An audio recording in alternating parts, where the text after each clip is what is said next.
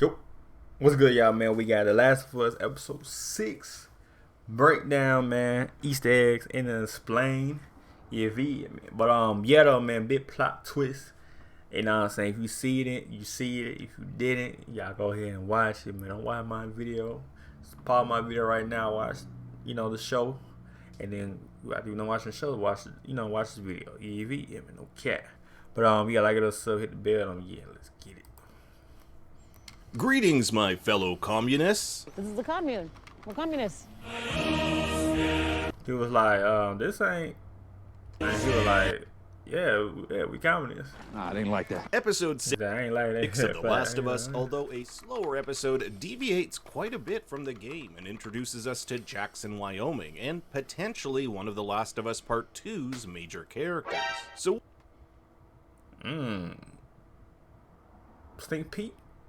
Sneak peek.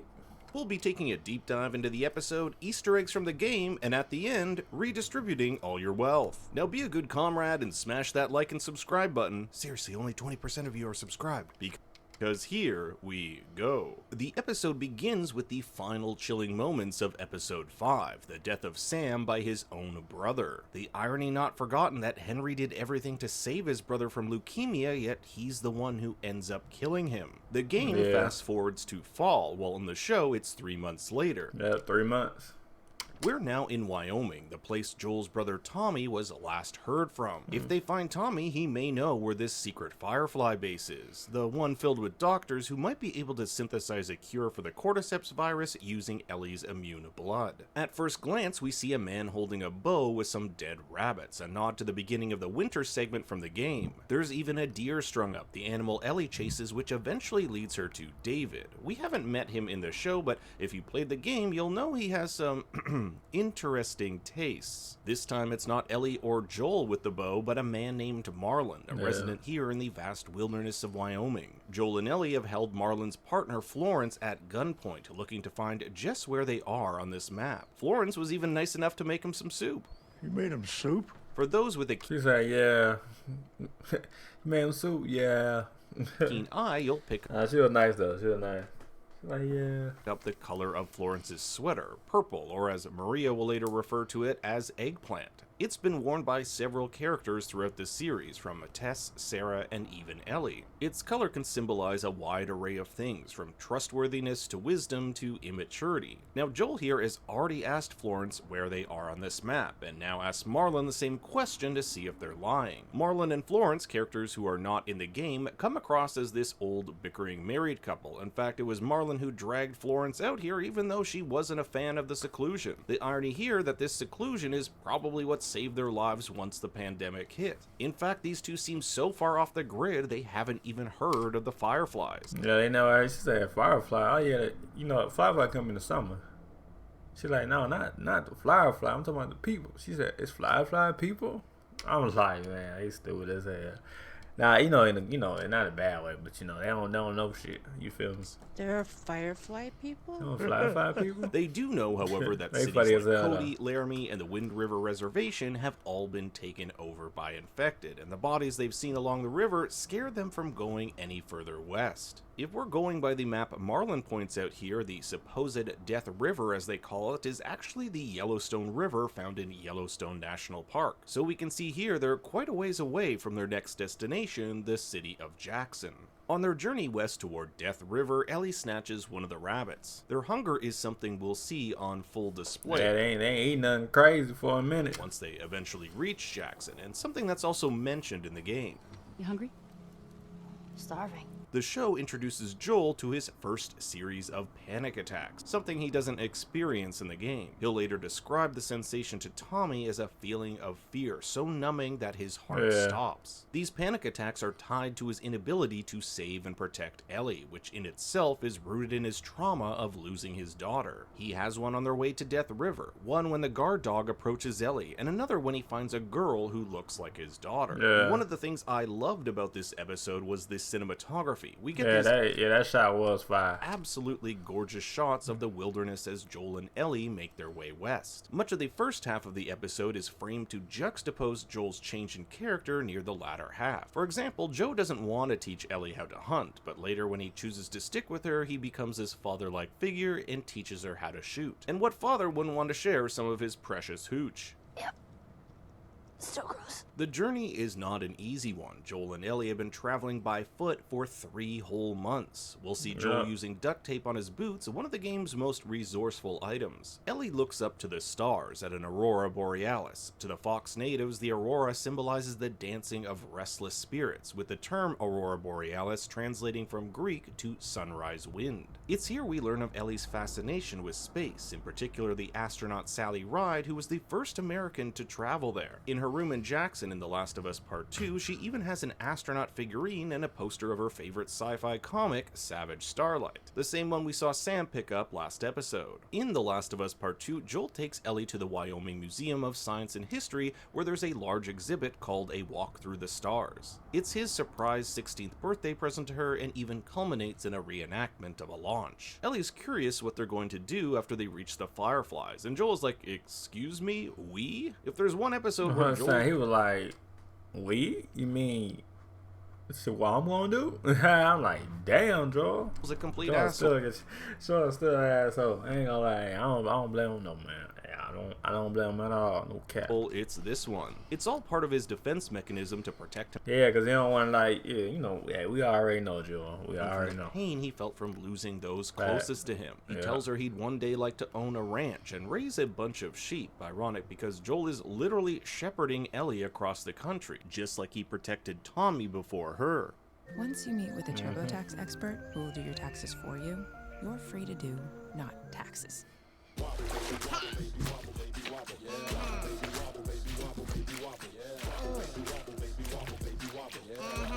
Monster spill?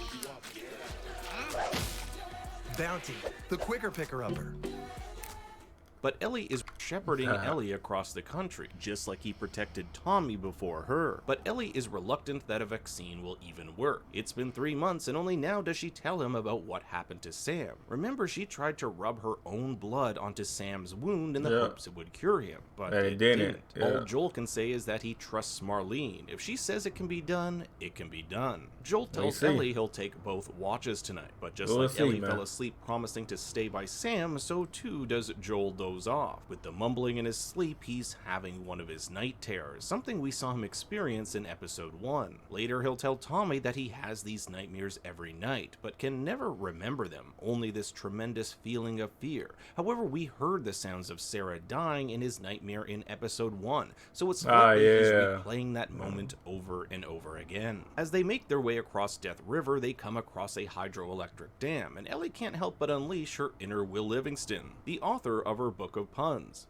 Damn. This is where the show deviates from the game. In the game, Joel reunites with his brother and wife Maria here at the dam. This plant powers electricity to the nearby city of Jackson, which we only see briefly from the outside in The Last of Us Part 1, but plays a more prominent role in Part 2. Joel doesn't even try to explain how these dams work, a throwback to how he failed miserably explaining the physics behind siphoning. This a nod to how he's so bad at explaining things in the game. Look, I know what it is, I don't know how it does it. While the game explores the hydroelectric dam, the show ventures to Jackson itself, something a lot of fans of the show thought they wouldn't see until Season 2. They're surrounded by a group of Jacksonites on patrol, and instead of checking for infection via the CVI scanners, the same ones used by Fedra, they have infection-sniffing dogs. This prompts Joel to have one of his panic attacks. I was scared for it too. I was like, oh shit.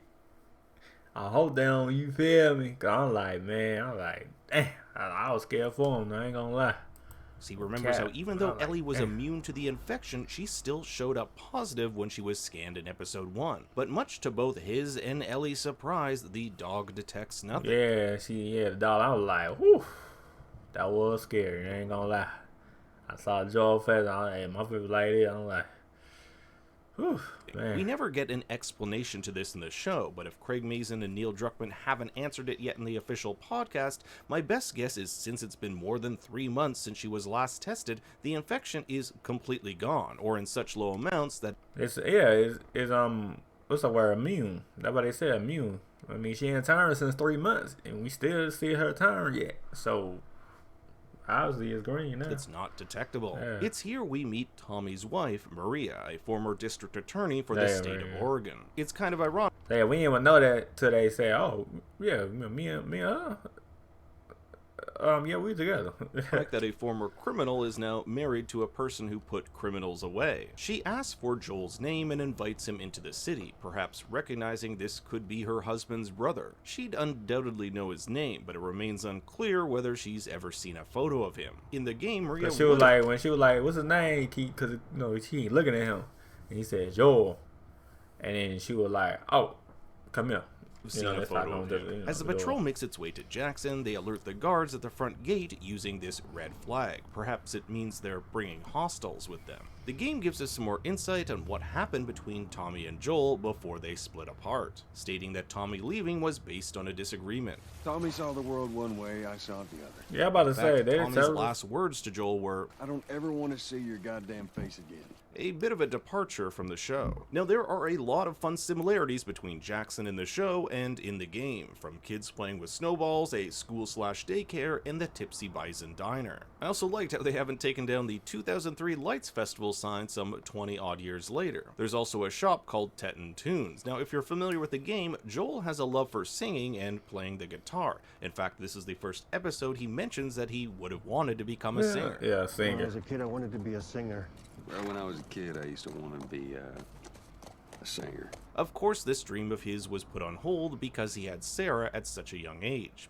I had Sarah when I was pretty young. I wonder if Teton Tunes will play a larger role in Season 2, seeing as how both Joel and Ellie have this love for music. After months of searching, Joel is finally reunited with Tommy, the first time we've seen the two together since Episode 1. And it's only fitting that Tommy's in the middle of building something, considering that's what Joel and Tommy did as contractors before the pandemic. Joel and Ellie scarf down this meal at a dining hall. It has the same lights hanging from the ceiling like those found in the church dance scene in The Last of Us Part 2. Maria even explains on their tour that the town has its own interfaith church, so expect to see that in Season 2. But by far the coolest part of the scene is the introduction of what could be one of The Last of Us Part 2's Yeah, sneak peek.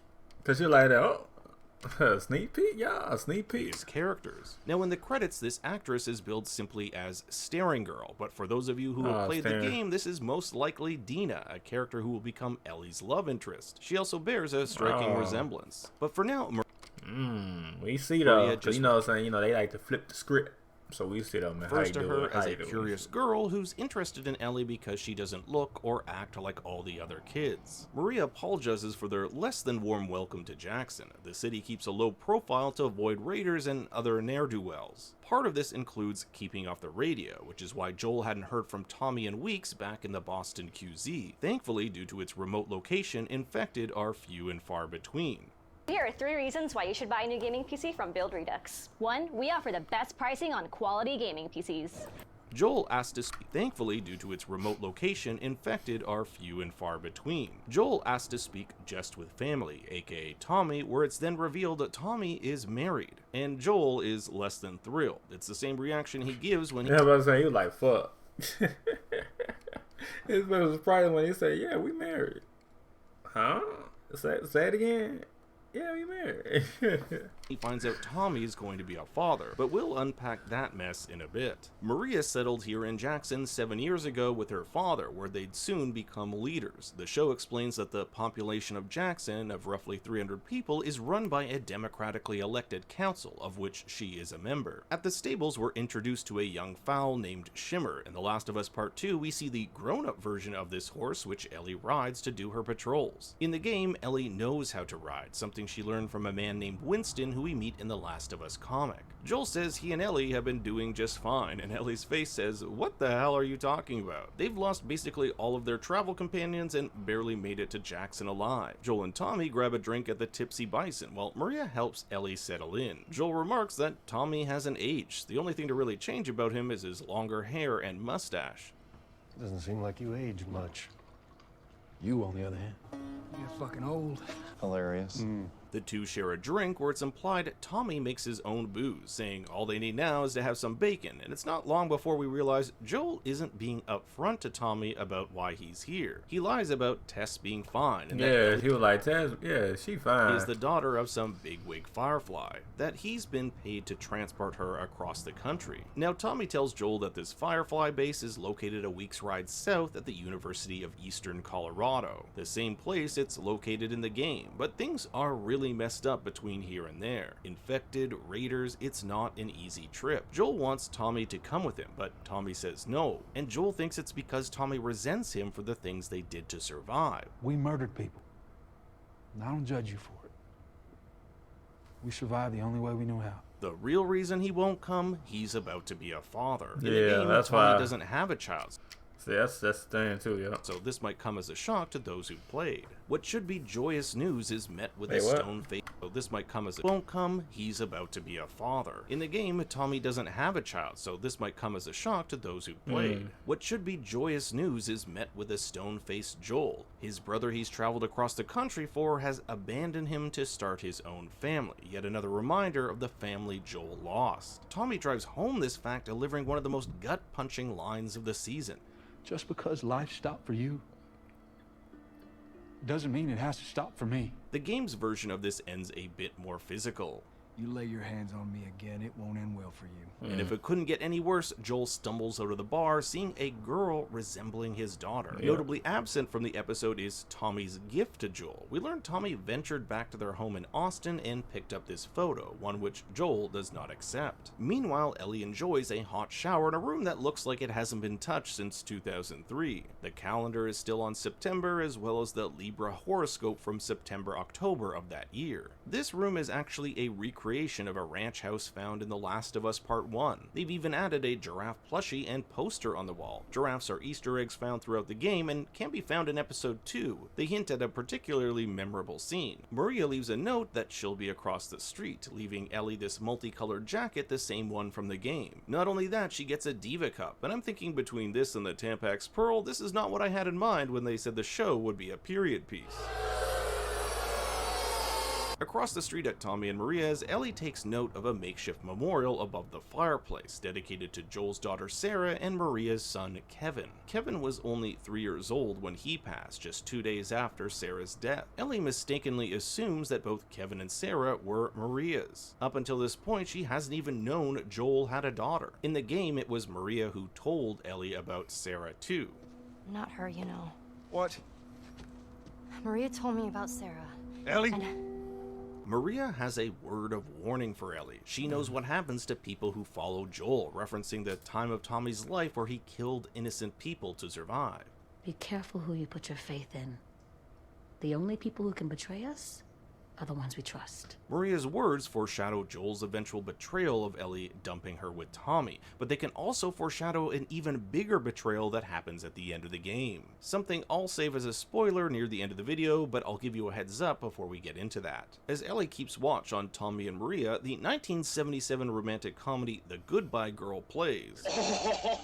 Don't you ever do that again. Your lips may say no, but there's yes in your eyes.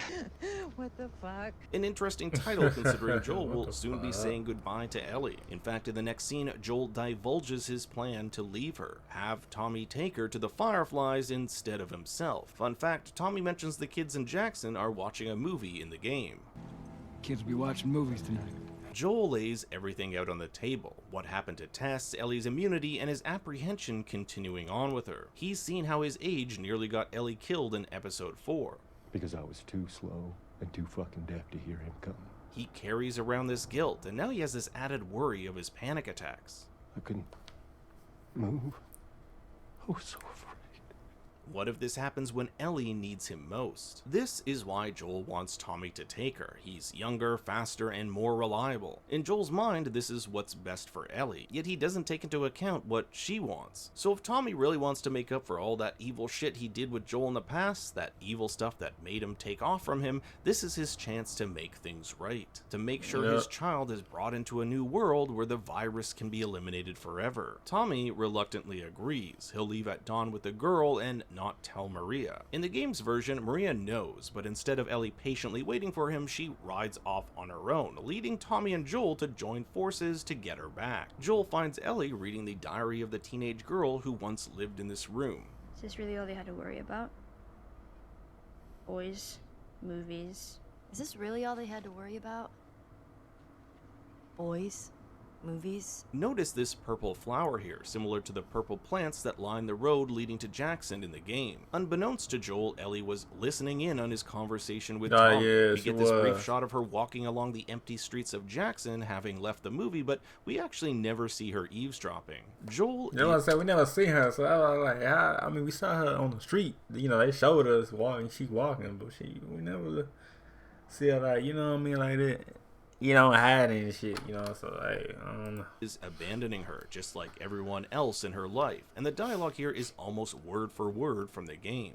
Everybody I have cared for has either died or left me. Everyone I have cared for has either died or left me. And armed with the knowledge that he had a daughter, says, I'm not her, you know.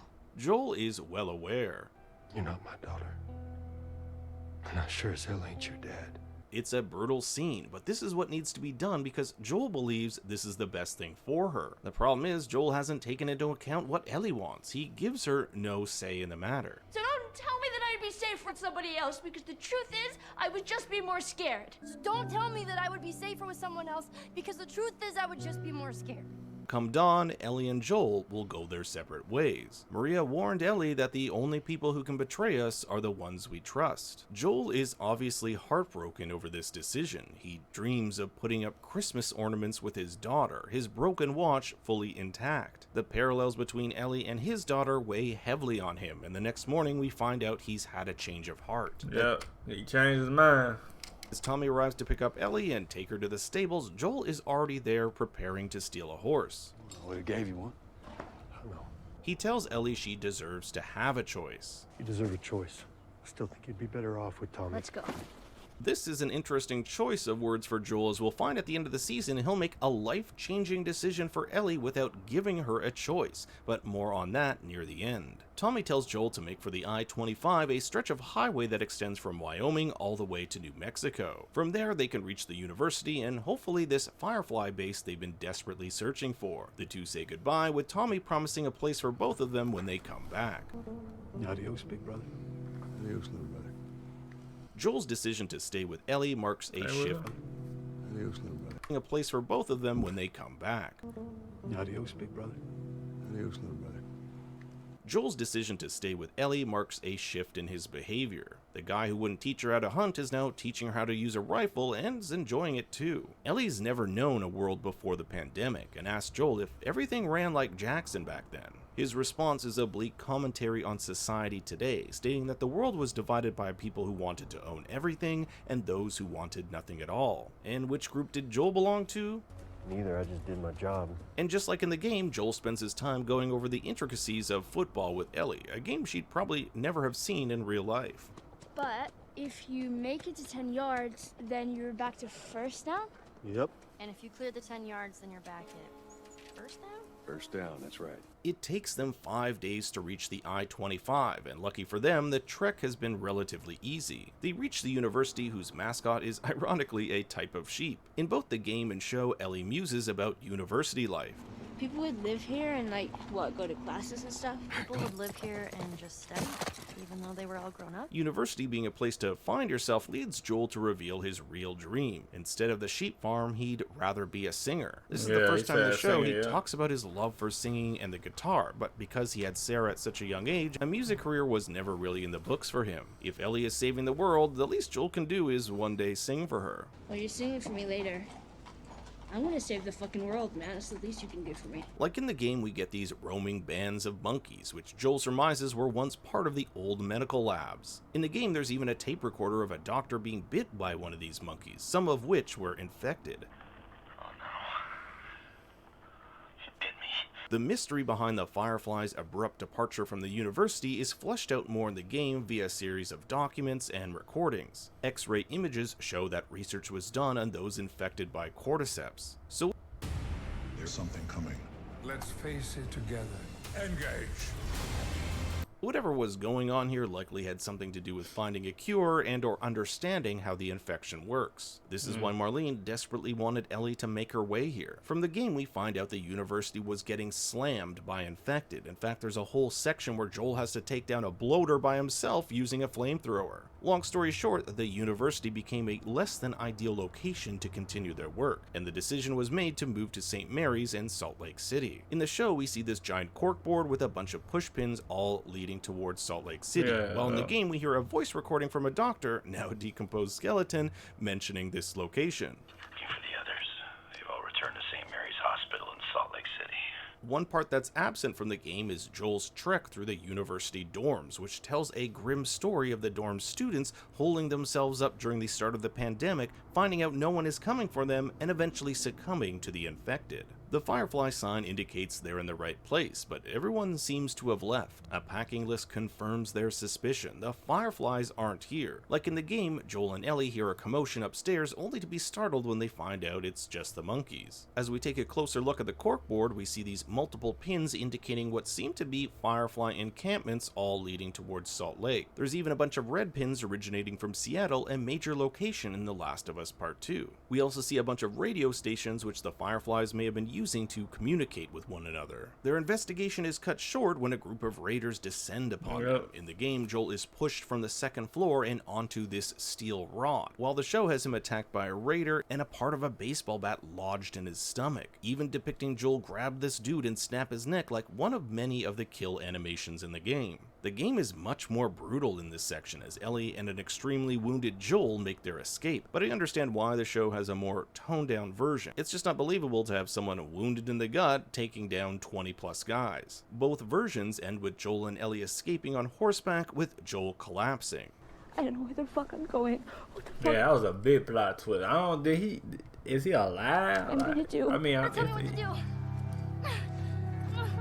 And the show ends with a rendition of Depeche Mode's Never Let Me Down, the same 80s song that played at the end of episode 1. And if we remember from Bill and Joel's smuggling code, 80s means trouble. Now I want to briefly get into that big spoiler I talked about earlier, so if you want to avoid that, turn away now. When Maria said the ones we trust are the ones who betray. Nah, I like spoilers, so hey, go right ahead. Yes, man. It foreshadows Joel's decision to lie to Ellie about the events that happen at the end of the game. He fails to mention the Fireflies were going to kill her in order to synthesize a vaccine, and how he saved her from this death. He also lies to her saying there are others who are immune, dozens in fact, but the Fireflies have been unable to create a cure. In fact, they've given up altogether. He also fails to mention he killed Marlene. To make matters worse, wait, damn. Ellie has Joel swear to him that everything he told her about the Fireflies is true, and he doubles down.